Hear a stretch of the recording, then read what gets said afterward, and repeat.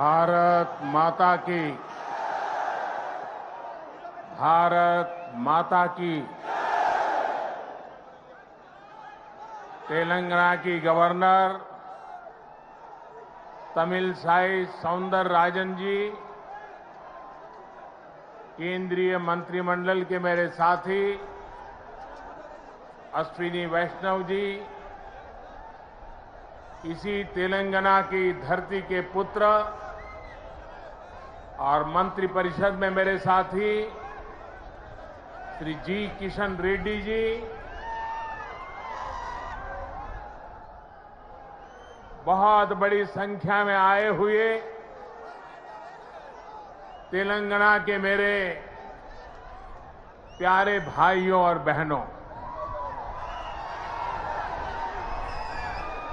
प्रियमैना సోదరా సోదరి మణులారా, మీ అందరికీ నా హృదయపూర్వక నమస్కారములు।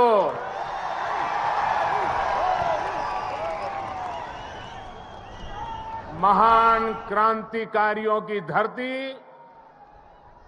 तेलंगाना को मेरा शत शत प्रणाम। आज मुझे तेलंगाना के विकास को और गति देने का पुनः सौभाग्य मिला। थोड़ी देर पहले ही तेलंगाना आंध्र प्रदेश को जोड़ने वाली एक और वंदे भारत ट्रेन को हरी झंडी दिखाई गई है। ये आधुनिक ट्रेन अब भाग्यलक्ष्मी मंदिर के शहर को भगवान श्री वेंकटेश्वर धाम तिरुपति से जोड़ेगी। यानी एक प्रकार से ये वंदे भारत एक्सप्रेस आस्था, आधुनिकता, टेक्नोलॉजी और टूरिज्म को कनेक्ट करने वाली है। इसके साथ ही आज यहां 11,000 करोड़ रुपए से अधिक के प्रोजेक्ट्स का लोकार्पण और शिलान्यास हुआ है। ये तेलंगाना की रेल और रोड कनेक्टिविटी से जुड़े प्रोजेक्ट्स हैं, हेल्थ इंफ्रास्ट्रक्चर से जुड़े प्रोजेक्ट्स हैं।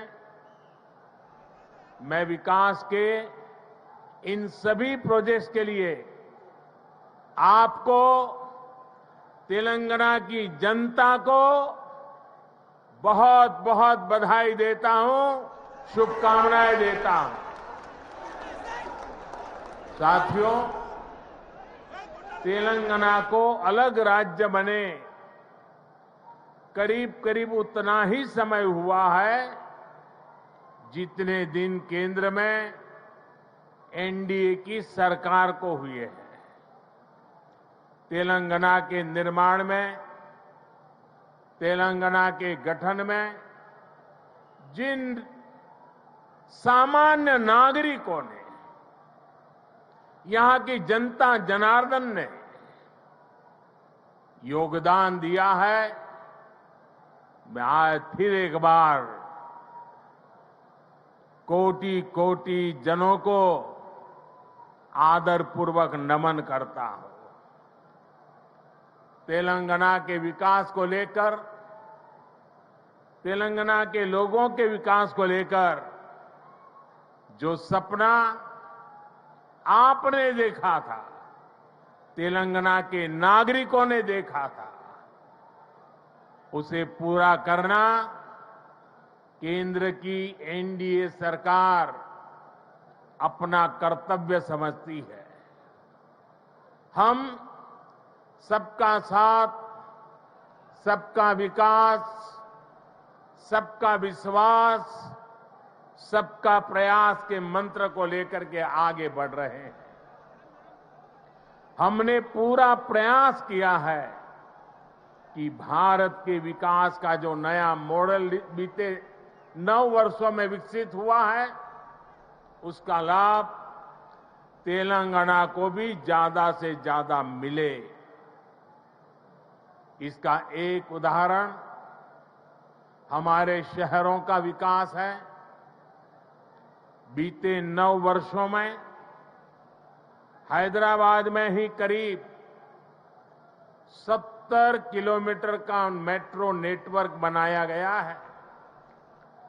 Hyderabad multi modal transport system MMTS project पर भी इस दौरान तेजी से काम हुआ है। आज भी यहां 13 एमएमटीएस सर्विस शुरू हुई है। एमएमटीएस का तेजी से विस्तार हो, इसके लिए इस वर्ष के केंद्र सरकार के बजट में तेलंगाना के लिए 600 करोड़ रुपए रखे गए हैं। इससे हैदराबाद, सिकंदराबाद सहित आसपास के जिलों के लाखों साथियों की सुविधा और बढ़ेगी। इससे नए बिजनेस हब बनेंगे, नए इलाकों में इन्वेस्टमेंट होना शुरू होगा। साथियों, 100 साल में आई सबसे बड़ी गंभीर महामारी और 2 देशों के युद्ध के बीच आज दुनिया भर की अर्थव्यवस्थाओं में बहुत तेज गति से उतार चढ़ाव हो रहा है। इस अनिश्चितता के बीच भारत दुनिया के उन देशों में से एक है जो अपने इंफ्रास्ट्रक्चर को आधुनिक बनाने के लिए रिकॉर्ड निवेश कर रहा है। इस साल के बजट में भी 10 लाख करोड़ रुपए आधुनिक इंफ्रा के लिए अलॉट किए गए हैं। आज का नया भारत, 21वीं सदी का नया भारत तेजी से देश के कोने कोने में मॉडर्न इंफ्रा बना रहा है। तेलंगाना में भी बीते 9 वर्षों में रेलवे बजट में लगभग 17 गुना की वृद्धि की गई है। अभी अश्विनी जी आंकड़ा दे रहे थे। इससे नई रेल लाइन बिछाने का काम हो, रेल लाइनों की डबलिंग का काम हो या फिर इलेक्ट्रिफिकेशन का काम हो, सभी कुछ रिकॉर्ड तेजी से हुआ है। आज जिस सिकंदराबाद और महबूबनगर के बीच रेल लाइन की डबलिंग का काम पूरा हुआ है, वो इसी का उदाहरण है। इससे हैदराबाद और बेंगलुरु की कनेक्टिविटी भी बेहतर होगी। देश भर के बड़े रेलवे स्टेशनों को आधुनिक बनाने का जो अभियान शुरू हुआ है, उसका लाभ भी तेलंगाना को मिल रहा है। सिकंदराबाद रेलवे स्टेशन का विकास भी इसी अभियान का हिस्सा है। साथियों, रेलवे के साथ ही केंद्र सरकार द्वारा तेलंगाना में हाईवे का नेटवर्क भी तेज गति से विकसित किया जा रहा है। आज 4 हाईवे प्रोजेक्ट्स का शिलान्यास यहां हुआ है। 2300 करोड़ की लागत से अक्कलकोट कर्नूल सेक्शन को हो, 1300 करोड़ की लागत से महबूबनगर चिंचोली सेक्शन का काम हो, करीब 900 करोड़ रुपए की लागत से कलवाकुर्ती कोल्हापुर हाईवे का काम हो, 2700 करोड़ की लागत से खम्मम देवरापल्ली सेक्शन का काम हो। केंद्र सरकार तेलंगाना में आधुनिक नेशनल हाईवे निर्माण के लिए पूरी शक्ति से जुटी है। केंद्र सरकार के निरंतर प्रयास की वजह से आज तेलंगाना में नेशनल हाईवे की लंबाई दोगुनी हो चुकी है। साल 2014 में जब तेलंगाना का निर्माण हुआ था, तब यहां 2500 किलोमीटर के आसपास नेशनल हाईवे थे।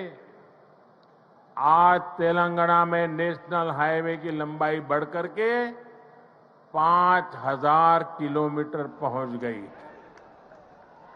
इन वर्षों में केंद्र सरकार ने तेलंगाना में नेशनल हाईवे बनाने के लिए करीब करीब 35,000 करोड़ रुपए खर्च किए हैं। इस समय भी तेलंगाना में 60,000 करोड़ रुपए के रोड प्रोजेक्ट्स पर काम चल रहा है। इसमें game changer Hyderabad ring road का प्रोजेक्ट भी शामिल है। साथियों, केंद्र सरकार तेलंगाना में इंडस्ट्री और खेती दोनों के विकास पर बल दे रही है। टेक्सटाइल ऐसा ही उद्योग है जो किसान को भी और मजदूर को भी, दोनों को बल देता है। हमारी सरकार ने देश भर में 7 मेगा टेक्सटाइल पार्क बनाना तय किया है। इनमें से एक मेगा टेक्सटाइल पार्क तेलंगाना में भी बनेगा। इससे युवाओं के लिए नए रोजगार का निर्माण होगा। रोजगार के साथ साथ तेलंगाना में शिक्षा और स्वास्थ्य पर भी केंद्र सरकार बहुत निवेश कर रही है। तेलंगाना को अपना एम्स देने का सौभाग्य हमारी सरकार को मिला है। एम्स बीबी नगर से जुड़ी अलग अलग सुविधाओं के लिए भी आज काम शुरू हुए हैं। आज के ये प्रोजेक्ट तेलंगाना में ease of travel, ease of living और ईज ऑफ डूइंग बिजनेस तीनों को बढ़ाएंगे। हालांकि साथियों, केंद्र सरकार की इन कोशिशों के बीच मुझे एक बात के लिए बहुत पीड़ा है, बहुत दुख होता है, दर्द होता है।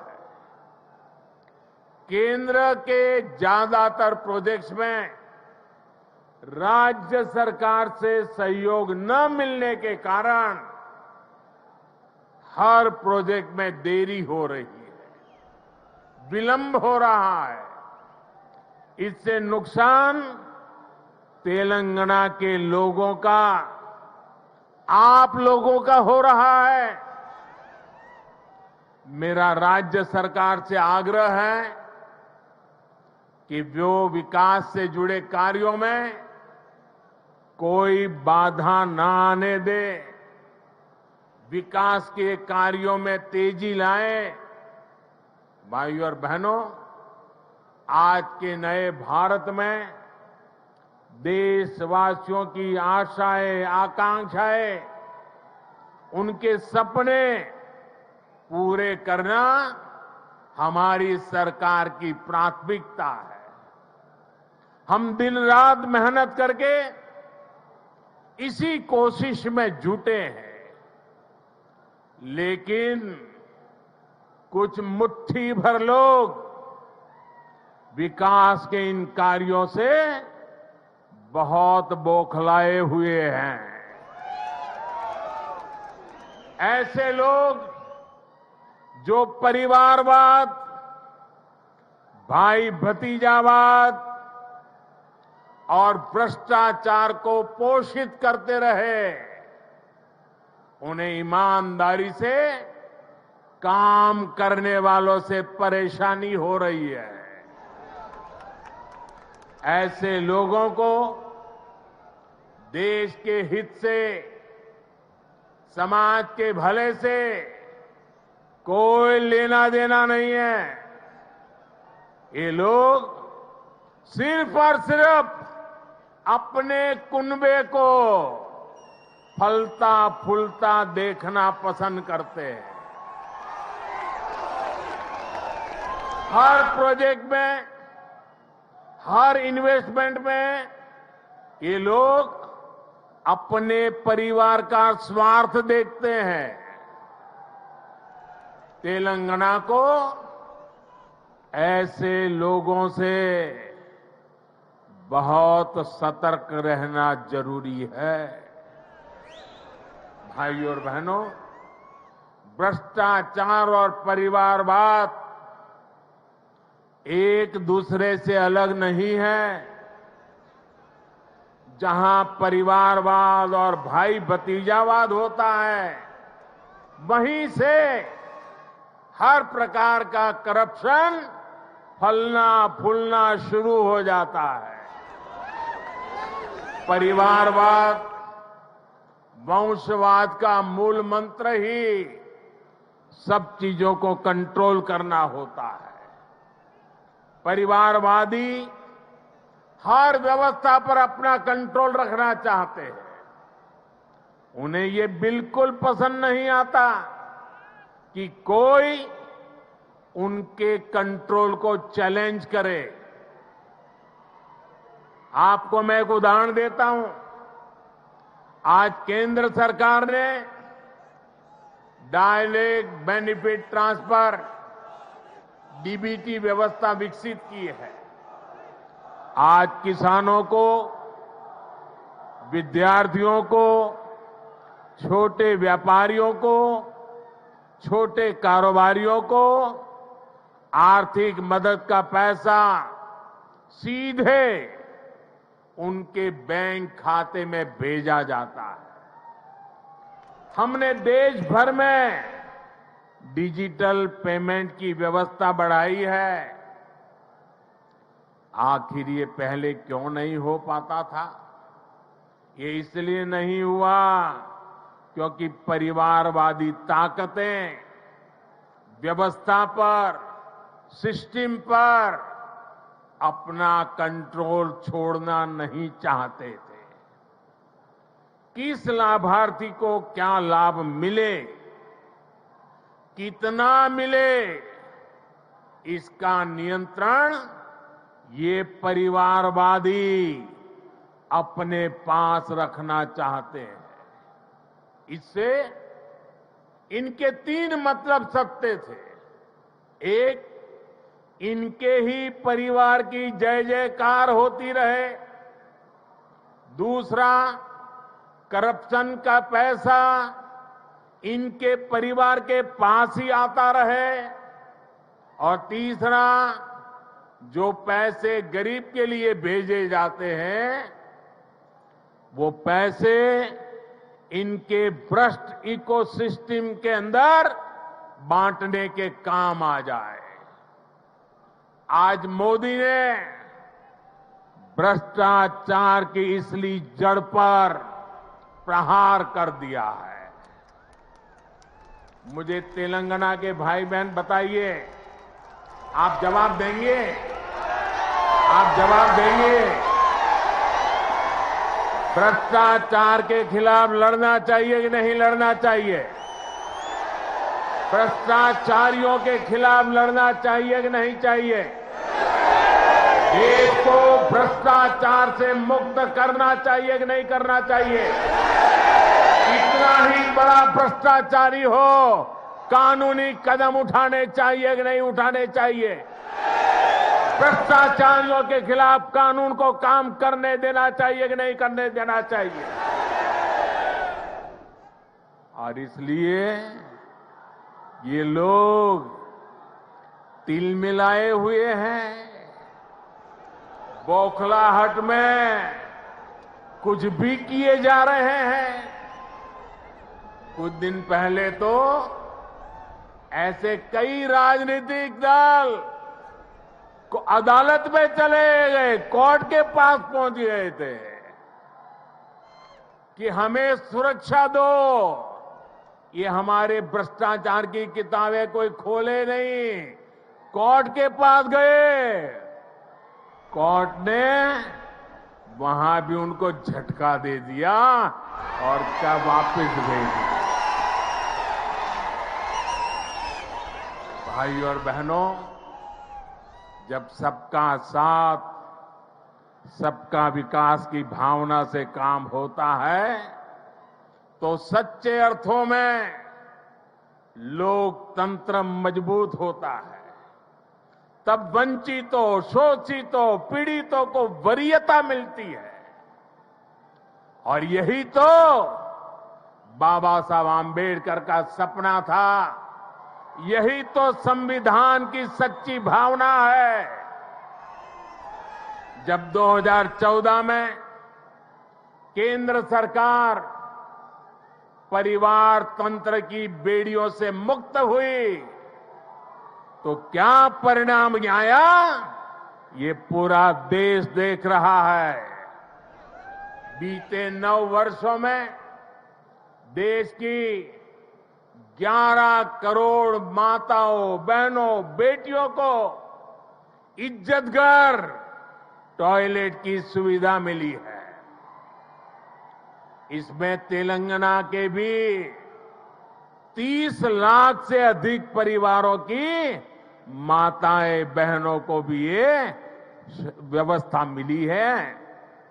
बीते 9 वर्षों में देश में 9 करोड़ से अधिक बहनों, बेटियों को उज्ज्वला का मुफ्त गैस कनेक्शन मिला है। तेलंगाना के 11 लाख से अधिक गरीब परिवारों को भी इसका लाभ मिला है। साथियों, परिवार तंत्र तेलंगाना सहित देश के करोड़ों गरीब साथियों से उनका राशन भी लूट लेता था। हमारी सरकार में आज 80 करोड़ गरीबों को मुफ्त राशन उपलब्ध कराया जा रहा है। इससे तेलंगाना के भी लाखों गरीबों की भी बहुत मदद हुई है। हमारी सरकार की नीतियों की वजह से तेलंगाना के लाखों गरीब साथियों को 5 लाख रुपए तक के मुफ्त इलाज की सुविधा मिली है। तेलंगाना के 1 करोड़ परिवारों का पहली बार जनधन बैंक खाता खुला है। तेलंगाना के 2.5 लाख छोटे उद्यमियों को बिना गारंटी का मुद्रा ऋण मिला है। यहां 5 लाख स्ट्रीट वेंडर्स को पहली बार बैंक लोन मिला है।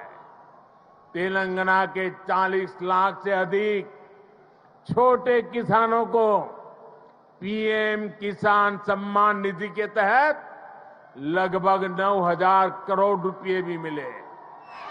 ये वो वंचित वर्ग है जिसको पहली बार वरीयता मिली है, प्राथमिकता मिली है। साथियों, जब देश तुष्टीकरण से निकलकर सबके संतुष्टीकरण की तरफ बढ़ता है, तब सच्चा सामाजिक न्याय जन्म लेता है। आज तेलंगाना सहित पूरा देश संतुष्टीकरण के रास्ते पर चलना चाहता है, सबका प्रयास से विकसित होना चाहता है। आज भी तेलंगाना को जो प्रोजेक्ट मिले हैं वो संतुष्टीकरण की भावना से प्रेरित है, सबका विकास के लिए समर्पित है। आजादी के अमृत काल में विकसित भारत के निर्माण के लिए तेलंगाना का तेज विकास बहुत जरूरी है। आने वाले 25 साल तेलंगाना के लिए भी बहुत महत्वपूर्ण है। तेलंगाना के लोगों को तुष्टीकरण तथा भ्रष्टाचार में डूबी हर ताकतों से, ऐसी हर ताकतों से दूर रहना ही तेलंगाना के भाग्य को निर्धारित करेगा। हमें एकजुट होकर तेलंगाना के विकास के सारे सपनों को पूरा करना है। इन सारे प्रोजेक्ट्स के लिए एक बार फिर तेलंगाना के मेरे प्यारे भाइयों बहनों को मैं बहुत बहुत बधाई देता हूं। ये मेरे लिए अत्यंत संतोष की बात है, इतनी बड़ी तादाद में तेलंगाना के उज्जवल भविष्य के लिए, तेलंगाना के विकास के लिए आप हमें आशीर्वाद देने के लिए आए हैं। मैं आपका हृदय से आभार व्यक्त करता हूं। बोलिए भारत माता की, भारत माता की, भारत माता की। बहुत बहुत धन्यवाद।